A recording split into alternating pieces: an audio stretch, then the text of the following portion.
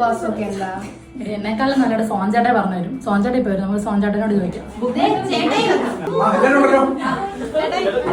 ചേട്ടായി, ഞങ്ങൾക്കൊരു സംശയം. ഈ നോമ്പ് ഉപവാസം എന്ന് വെച്ചാൽ എന്താ? മോളെ, എന്റെ ഈ ചോദ്യം ഈ കാലഘട്ടത്തില് വളരെ പ്രസക്തമാണ്. ആത്മശുദ്ധീകരണം, പശ്ചാത്താപം, ഈശ്വര സാമീപ്യം, ഇതാണ് നോമ്പിന്റെയും പശ്ചാത്തലത്തിന്റെ ലക്ഷ്യം. ഒപ്പം ദാനധർമ്മം നമ്മളുടെ പാപത്തിന് പരിഹാരം. അപ്പം നമുക്കറിയാം, ഈശോ തന്റെ പരസ്യജീവിതം ആരംഭിക്കുന്നതിന് മുമ്പേ 40 ദിനരാത്രങ്ങൾ മരമൂഴി ഉപവസിച്ചിട്ടുണ്ട്.